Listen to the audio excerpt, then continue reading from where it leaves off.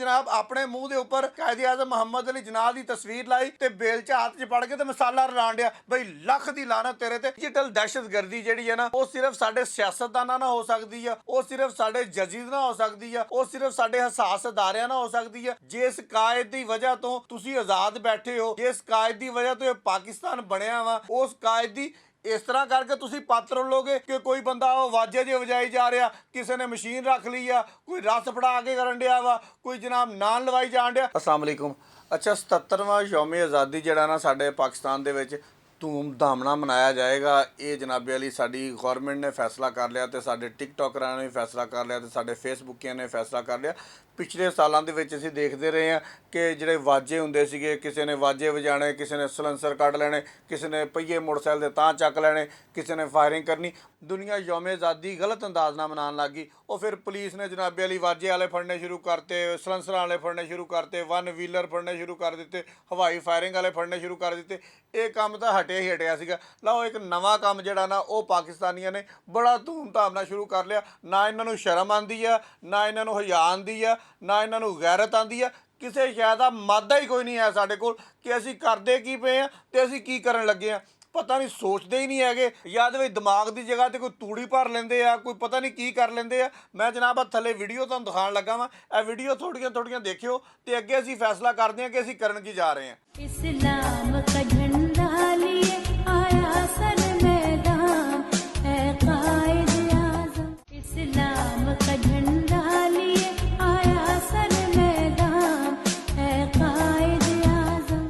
अच्छा मैं तुहानूं सिर्फ ये गल दसना चाहना वा कि डिजिटल दहशतगर्दी जिहड़ी है ना वो सिर्फ साडे सियासतदानां नाल हो सकदी है, वो सिर्फ साडे जजिस नाल हो सकदी है, वो सिर्फ साडे हसास अदारियां नाल हो सकदी है। क्या उस कायद दे नाल जिहड़े बंदे डिजिटल दहशतगर्दी करदे पे आ इन्हां नूं भी कोई पुछण दस्सण वाला होएगा? जिस कायद की वजह तो तुसीं आज़ाद बैठे हो, जिस कायद की वजह तो पाकिस्तान बनिया वा, जिस कायद की वजह तो दो कौमी नज़रिया बनिया सीगा, उस कायद की इस तरह करके तुसीं पत रलोगे, इस तरह करके तुसीं करोगे कि कोई बंदा वाजे जे वजाई जा रहा, किसी ने मशीन रख ली आ, कोई रस फड़ा के करन दिया वा, कोई जनाब नान लवाई जान दिया। मैं सिर्फ इन्हां बंदियां नूं कहांगा कि कोई शर्म हुंदी आ, कोई हया हुंदी आ, कोई गैरत हुंदी आ।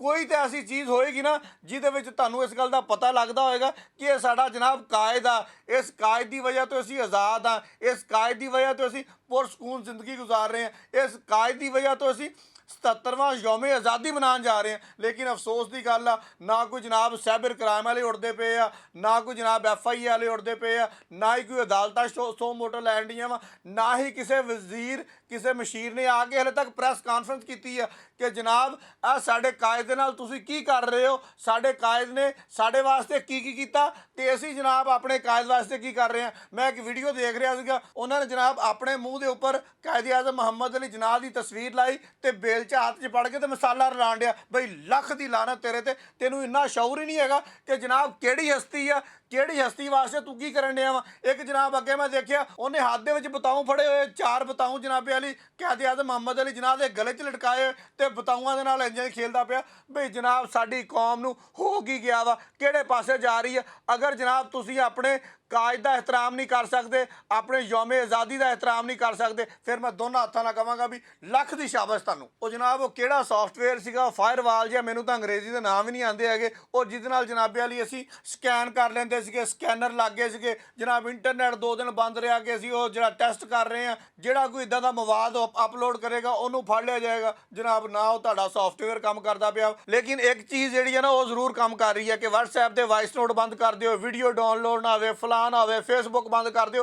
इस तरह दी मीनाकारियां तुहाडे कोल जिन्नियां मर्जी करा लो, लेकिन जनाब जिहड़ा असल काम करन वाला ना वो तुसीं नहीं कर सकते। मैनूं लगदा कि जिहड़ी तजलील ते तजहीक जिहड़ी है ना वो सिर्फ सियासतदानां दी रह गई है या होर बाकी जिहड़े लोग आ उन्हां दी रह गई है, जिन्हां ने जनाब ये पाकिस्तान बनाया सीगा। ना उन्हां दी तजलील है, ना उन्हां दी तजहीक है, उन्हां दा कख नहीं हैगा जनाब। दिलों बददुआवां निकलदियां पईयां वा जिन्हां ने यह काम कीता वा, जिहड़े बंदियां ने ये वीडियो बनाईयां वा। मैं वीडियो ते देख के हैरान सीगा, 1,60,000 वीडियो ਇਹ ਲੋਕਾਂ ਨੇ ਬਣਾ ਲਈ ਆ, ਸਾਡੇ ਮੁਲਕ ਦੇ ਲੋਕਾਂ ਨੇ ਸਾਡੇ ਹੀ ਕਾਇਦ ਦੇ ਬਾਰੇ। ਵਾਹ ਵਾਹ ਸੁਭਾਨ ਅੱਲਾ, ਲੱਖ ਦੀ ਫਿਰ ਸ਼ਾਬਾਸ਼ ਤੁਹਾਨੂੰ।